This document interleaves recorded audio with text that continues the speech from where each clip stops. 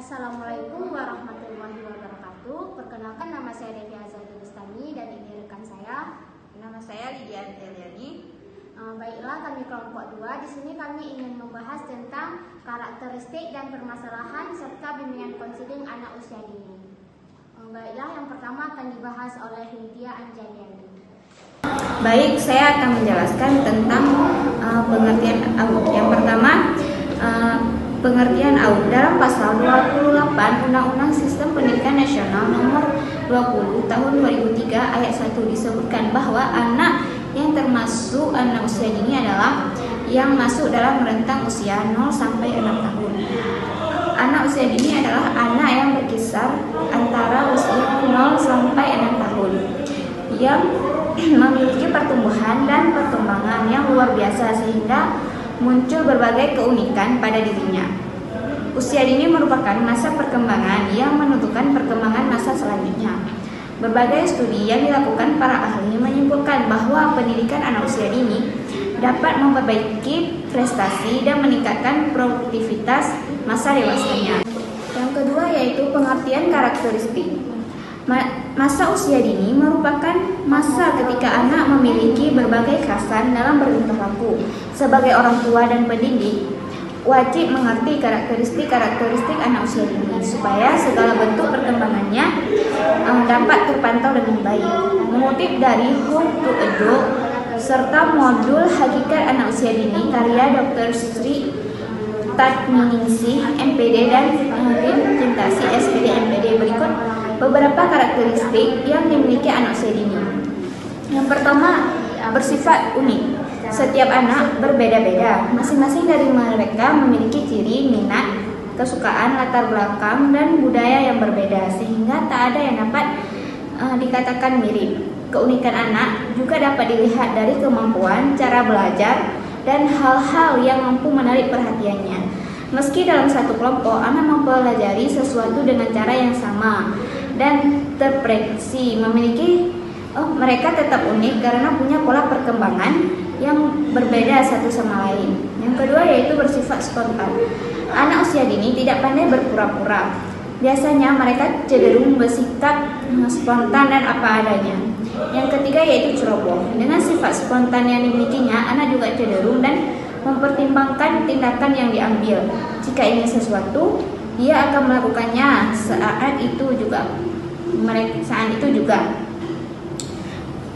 Yang keempat yaitu aktif dan energik. Bukan hal aneh jika mereka anak usia dini memiliki energi yang tidak ada habisnya. Mereka akan terus bergerak ke sana kemari dan tidak hanya diam. Yang kelima yaitu egois.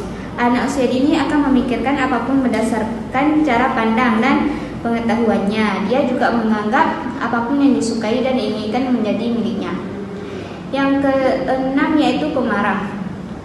Perkembangan emosional dan sosial anak usia dini belum stabil. Dia bisa marah dengan mudah dan mengekspresinya dengan bebas. Yang ketujuh adalah penasaran. Rasa ingin tahu anak usia dini begitu besar. Dia akan selalu bertanya dan mencari tahu jawaban dari segala hal yang membuatnya penasaran. Anak usia dini dengan rasa penasaran yang tinggi itu sangat bagus, sehingga dia akan selalu menambah dan mengembangkan kemampuan kognitifnya dengan baik. Yang ke-8 yaitu kemampuan mengingat terbatas. Secara intelektual, anak usia dini akan sadar akan dunia yang dijalaninya. Dia akan mengingat objek yang menarik perhatiannya, menjadi akrab dan mengetahui bagian tubuh serta siapa saja yang menjadi anggotanya. Yang ke-9 yaitu berjuang petualang. Dengan rasa penasaran yang tinggi, hal ini membuat anak memiliki minat untuk mengeksplor benda dan lingkungan sekitarnya. Yang ke-10 yaitu memiliki imajinasi dan fantasi yang tinggi. Perlu untuk diketahui bahwa ada imajinasi dan fantasi anak sangat tinggi, sehingga tidak perlu menganggap anak sebagai pembohong atau pembual, agar anak tak salah persepsi dengan pikirannya. Yang ke-11 yaitu mahir berkata-kata. Anak akan mempunyai kemampuan untuk lebih mahir dalam mengucapkan kata-kata. Mereka akan sangat pandai mengoceh dan meniru suara-suara seperti suara kucing, suara anjing. Saat kemampuannya semakin berkembang, anak akan mulai membentuk lebih banyak kalimat seperti kita berbicara. Yang ke-12 yaitu mudah frustasi dan tidak sabar. Di usianya yang masih dini, anak cenderung mudah putus asa, frustasi, dan mudah kehabisan kesabaran terhadap sesuatu yang dianggapnya sulit. Yang ke-13 yaitu sulit diajak fokus. Rentang perhatian anak usia dini tidak terlalu panjang, biasanya hanya terkisar 10 menit saja. Oleh sebab itulah, ia tidak bisa diam dan sulit diajak fokus pada kegiatan yang membutuhkan ketenangan. Sekian dari saya, dan selanjutnya akan dilanjutkan oleh kawan saya. Yang pertama, Devia Zani. Selanjutnya saya akan membahas tentang cara membangun karakter anak usia dini. Yang pertama yaitu ada menegakkan disiplin. Mendisiplinkan anak bisa dilakukan sejak dini. Hal yang jadi perhatian untuk ini ialah dengan mengenalkan apa saja yang menjadi batasan dan tanggung jawabnya. Ini bisa diajarkan dengan memberikan contoh secara langsung sehingga anak tak merasa dilarang. Dalam mendidik anak untuk disiplin, tidak perlu bersikap keras. Karena jika hal ini terjadi, maka disiplin yang diajarkan hanya bersifat semu dan hanya diterapkan saat anak berada dalam pengawasan orang tua. Yang kedua yaitu ada terlibat dalam pembangunan karakter anak. Setiap orang tua sepenuhnya ingin melihat bagaimana karakter anaknya tumbuh. Oleh karenanya, kita sebagai orang tua perlu untuk secara langsung mempraktekkan hal-hal yang ingin diajarkan kepada anaknya. Misalnya untuk menjaga kebersihan rumah, kita harus mengajak anak untuk membersihkan rumah-rumah, membersihkan halaman, dapur dan sebagainya. Atau untuk mengajarkan sikap jujur. Misalnya saat kita menemukan barang orang lain di jalan, maka kita ajak anak untuk mengembalikan barang tersebut kepada pemiliknya. Dengan contoh yang diaplikasikan secara langsung tersebut, maka anak akan terus menirunya dan menjadi kebiasaan. Yang ketiga yaitu ada menjadi contoh baik bagi anak. Anak cenderung meniru apa yang dilihat dari lingkungan, terutama yaitu orang tuanya sendiri. Oleh sebab itu, orang tua ini perlu menjaga sikap dan perilaku agar anak tidak meniru hal-hal di luar norma kehidupan sehari-hari. Yang keempat yaitu menumbuhkan nilai-nilai moral pada anak. Selain memberikan contoh yang baik secara langsung pada anak, orang tua juga perlu menumbuhkan nilai-nilai moral dalam kesehariannya. Misalnya mengajak anak untuk mengobrol dan bertukar pikiran untuk mengetahui sampai mana batas pemahamannya terhadap nilai-nilai yang diajarkan. Selanjutnya, pengertian bimbingan konseling.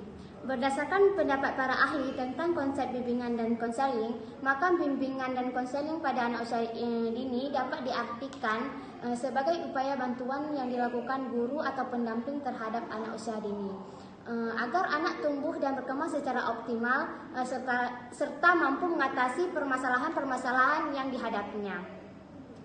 Adapun secara khusus, layanan bimbingan dan konseling pada anak usia dini dilakukan untuk membantu mereka untuk dapat yang pertama yaitu lebih mengenal dirinya, kemampuannya, sifatnya, kebiasaannya, dan kesenangannya.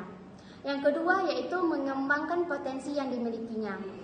Yang ketiga, mengatasi kesulitan-kesulitan yang dihadapinya.